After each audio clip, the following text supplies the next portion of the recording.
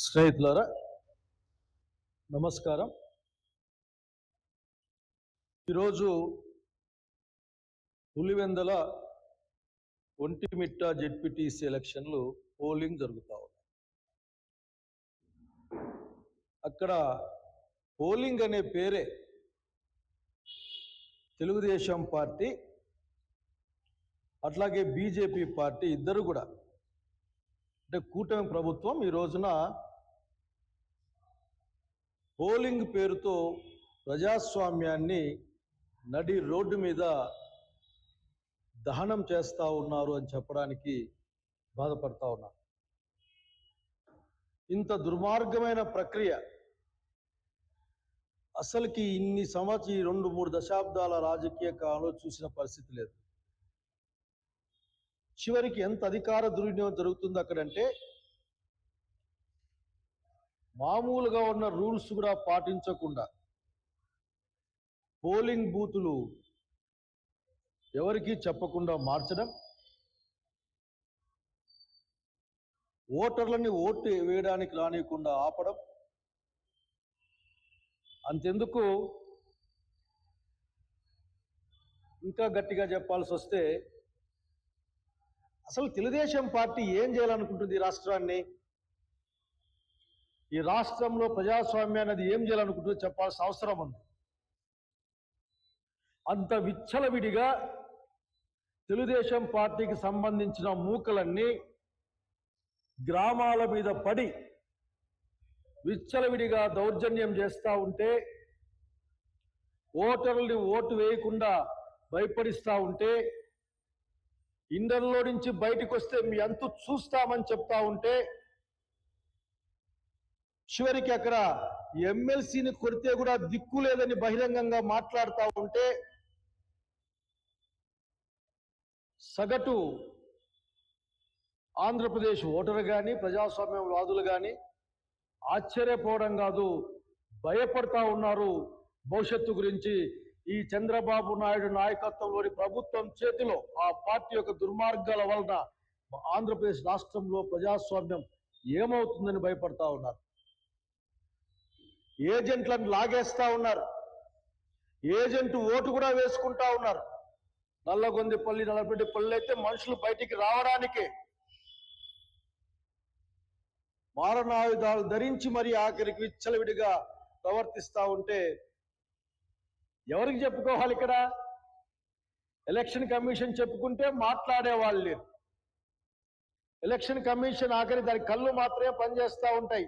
బహుశా ఎంత కనిపిస్తాయో నాకు తెలియదు, కానీ దానికి చెవులు పనిచేయవు, నోరు పనిచేయదు, ఆర్డర్ ఇవ్వడానికి చెయ్యి కూడా పనిచేస్తుందో లేదో అర్థం కాని పరిస్థితి.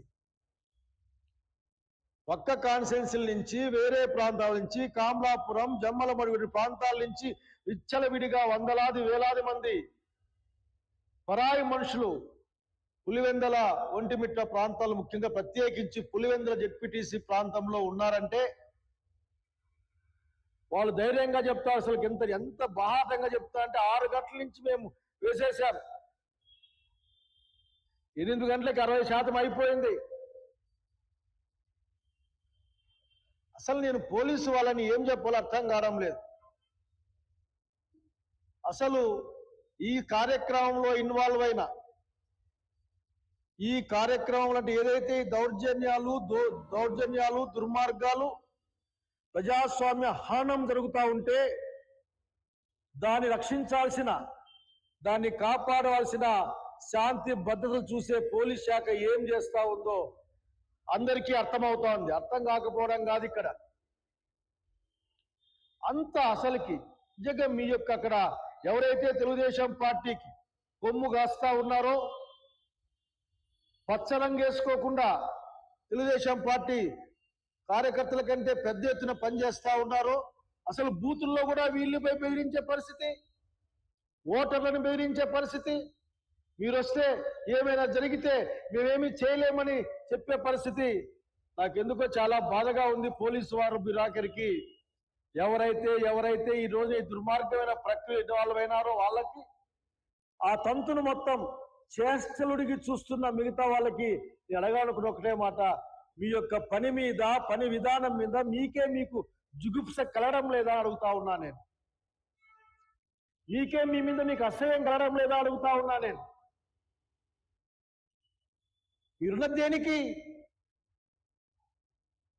కనీసం సగటు ఓటర్ హక్కును కాపాడలేరు. కాళ్ళు పట్టుకున్నారు. పోలీసు వాళ్ళ కాళ్ళు పట్టుకుంటే కూడా ఓటేయించలేని వార్తలు వస్తా ఉన్నాయి. ఏం సాధిస్తారు మీరు? ఫస్ట్ నుంచి ఒకటే మాట చెప్తా ఉన్నాం మీకు. మీరు నేర్పించిన విద్య అందరూ నేర్చుకుంటే కష్టంగా ఉంటుంది. మేము నేర్చుకోవాలి అనుకోవడం లేదు, కానీ మీరు బలవంతంగా నేర్పిస్తారేమో అని భయపడతా ఉన్నాం. ఒక సంవత్సర కాలం కూడా లేని పదవీ కాలం, సభ్యుని మరణంతో వచ్చిన ఎన్నిక, అణిగిపోయిన రాయలసీమ ఫ్యాక్షన్ ని, కడప ఫ్యాక్షన్ ని, ఆ ప్రాంతాల దాన్ని మొత్తం మళ్ళీ ఫ్యాక్షన్ లేకి లాగే ప్రయత్నం చేస్తా ఉన్నారు మీ సంకుచితమైన రాజకీయ ప్రయోజనం కోసం.